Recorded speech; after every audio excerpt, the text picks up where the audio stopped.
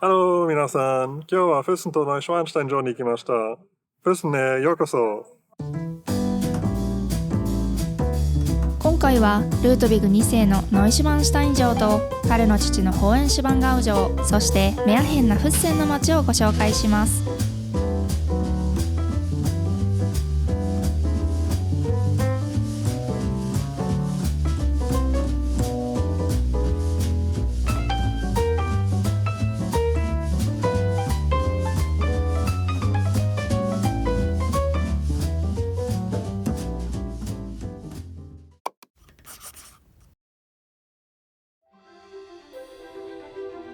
ムンヘンからノイシュバンシュタイン城までは車で約1時間半、フリックスバスで約2時間半、電車で約3時間。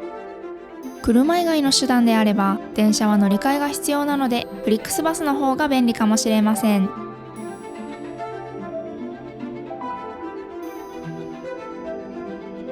さらに山のふもとから城へは徒歩で登るかシャトルバス、馬車で登ることが可能です。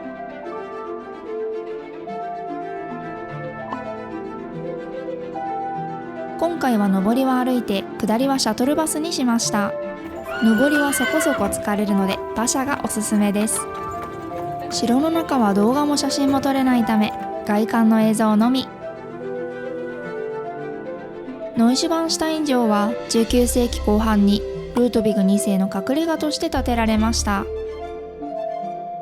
城はロマン主義建築に分類されるもので、ワーグナーのオペラファンだった彼の影響を受け、ゴシック建築やロマネスク建築、典型的な中世のお城をイメージさせる設計になっています。内部は非常に豪華で、ワーグナーのオペラに基づいたシーンや神話的なモチーフが多く描かれています。ですが驚いたことに、ルートビグ2世はノイシュバンシュタイン城完成の夢を叶える前に謎の死を遂げたため、城の建設は中断され、内部の多くは未完成のまま残されています。ちなみにマリエン橋は高所恐怖症の私には無理でした。冬は雪に覆われ幻想的な雰囲気を醸し出しますが、マリエン橋は積雪や凍結のため閉鎖される可能性が高いため要注意。私たちが冬に行った際も橋には行けませんでした。また城内の見学ツアーは人気があるため1ヶ月以上前に予約を押さえておいた方がいいですよ。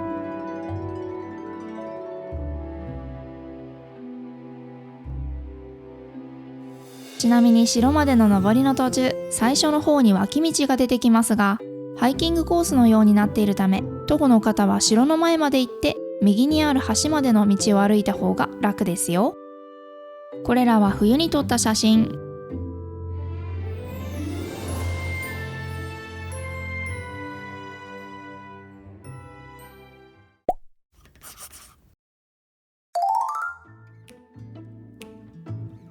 滞在先は城のふもとのペンションにしました。部屋からはノイシュバンシュタイン城が見えます。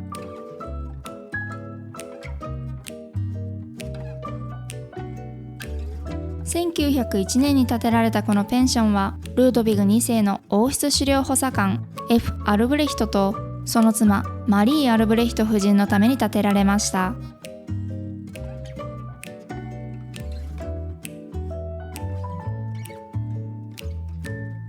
このペンションの計画には夫人も関わっているためか、内装は少々女性らしい印象でした。この場所であれば、夫は王が狩りに行きたい時にすぐに駆けつけられますね。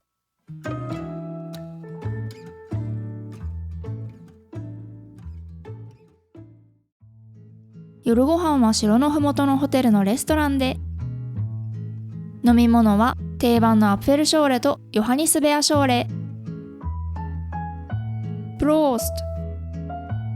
ト。2人が注文したのは鹿の肉を使ったグーラシュにシュペッツレとベリーを合わせた料理。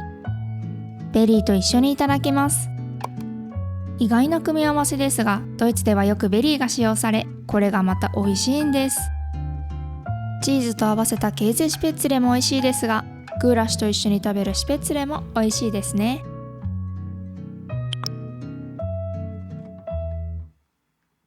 そしてこちらはカイザーシュマン。オーストリアの伝統料理でバラバラにしたパンケーキのような食べ物です。ドイツ語でカイザーは皇帝、シュマーンはバラバラにしたもの、ふざけたという意味があります。諸説ありますが、一説によるとカイザーシュマーンはもともとオーストリア・ハンガリー帝国の皇后シシーのために作られたとされています。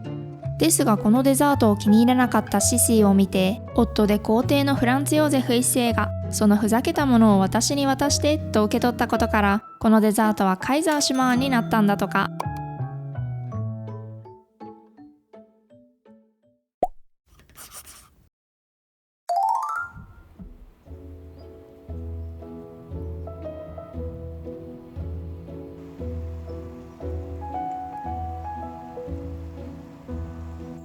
ホーンシュワンガオ城は昔シュワンシュタインと呼ばれていた。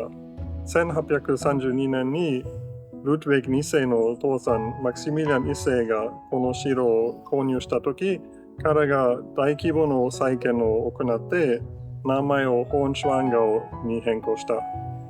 でもすでにその名前を持つ城跡があったから、実は彼がその2つの城の名前をスイッチした。で、その後、ルトヴィグ2世が自分の城を建てたとき、その城跡の上に城を築き、名前をノイシュワンシュタイン城と名付けた。この城もまた残念ながら内部は写真も動画も撮れないため、外からの映像とともに解説。この城はもともと12世紀の騎士シバンガウ家によってシバンシュタイン城として建設されました。しかし14世紀以降の戦乱や領主の変遷により、城は徐々に荒廃していきました。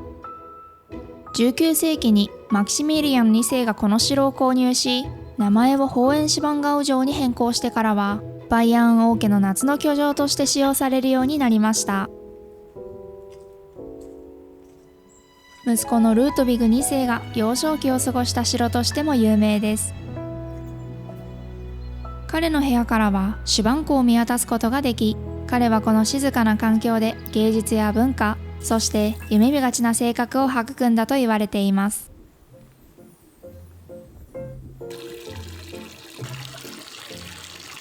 ネオゴシック様式で建築されたこの城の内部は、外観からは想像できないほど多くの中世の伝説や物語に基づく壁画が描かれています。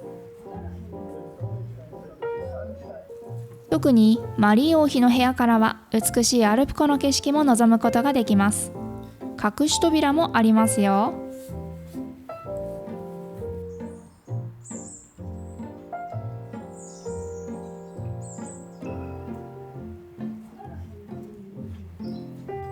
また、ホーエンシュバンガウ城はバイアン王家の思考を色濃く反映しているお城。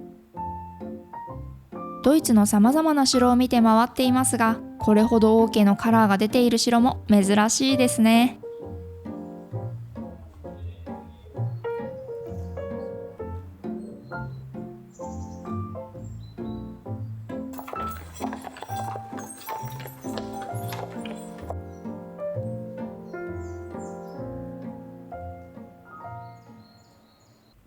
エメラルドグリーンに輝くアルプ湖と、それを囲む山々が素晴らしく美しいですね。でも地上で見るよりも城から見た湖の方がさらにコントラストが強く美しく感じました。城に住んでいたシュバンガウ家やバイアン王家はこの自然景観によってとても満たされた気持ちだったことでしょう。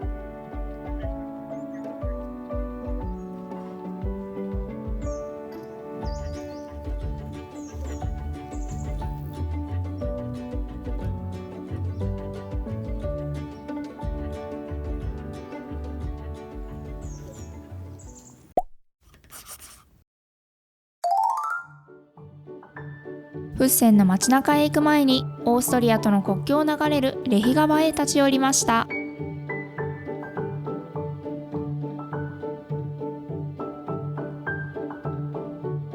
このレヒ川はオーストリアのアルプス山脈に源を発し、ドイツを流れていく大きな川です。時期によっては雪解けや大雨の影響で水量が増し、迫力あるこの滝の景色を楽しむことができます。冬は雪解けが止まるため、雨の影響がなければ雪とレヒ川の息を飲むほど美しい自然のコントラストが見られます。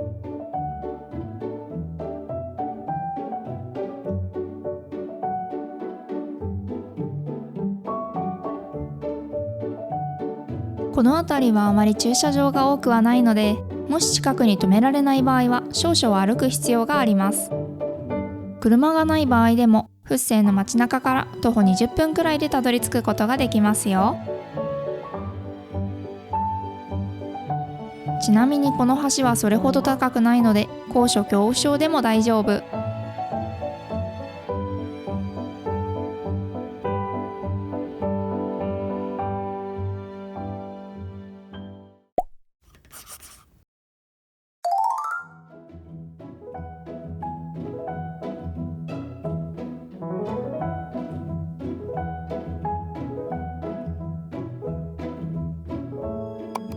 飲み物はジンジャーのショーレ、イングバーショーレとニワトコという植物を使ったショーレ、ホルンダーショーレ。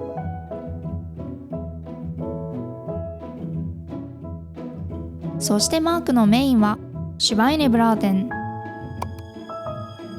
ローストポークですね。赤キャベツを味付けして煮込んだブラウクラウトとパンを使った団子、ゼメウクヌーデウ。私は豚肉のコードンブルー。ハムカツのような料理で、シュニッツェルの中にハムとチーズを詰めて揚げた料理です。デザートは後でシシーのケーキを食べることにしたので、次の目的地へ。フッセンはロマンティック街道の最終地点。ロマンティック街道は南ドイツを縦断する全長約 410km のルートで、ドイツのロマン主義や中世の雰囲気を感じられる場所を巡ることができる街道です。そしてここがまさにその最終地点。北の起点はブーツボーグという町です。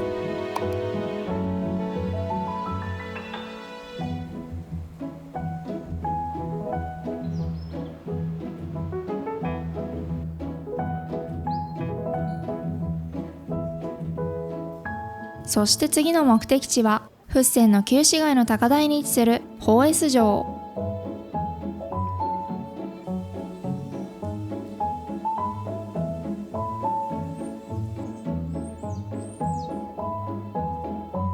この城はかつてアウグスボーグ司教の夏の居城として使われていた歴史を持っています。現在は美術館や展示場として利用されています。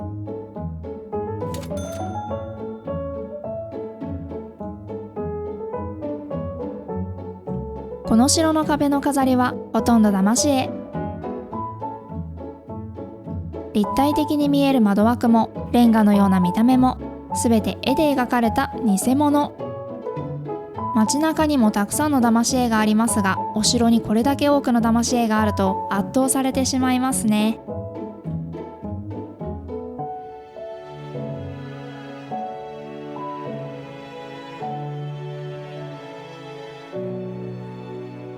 この城を利用していたアウグスブアーグ司教は、ドイツ南部の都市アウグスブアーグを中心とするカトリック教会の重要な宗教指導者でした。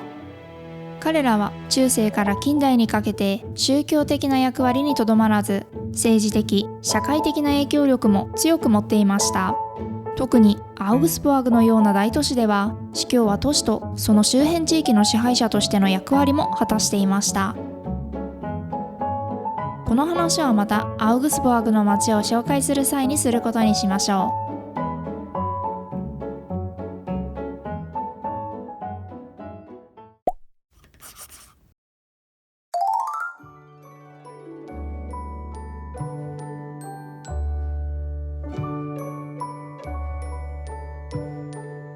そして最後は美味しいケーキが食べられるホテルシュロスクローネに来ました。このカフェの代表的なケーキはシシートアテ。オーストリアの皇后でありバイアン王国出身の優雅で自由な精神で知られるシシーに敬意を表して名付けられたケーキです。美しい見た目とクリーミーでリッチな味わいが特徴です。ちなみにこのカフェでの注文方法ですが、飲み物はテーブルで注文できますが、ケーキはパティスリーで注文します。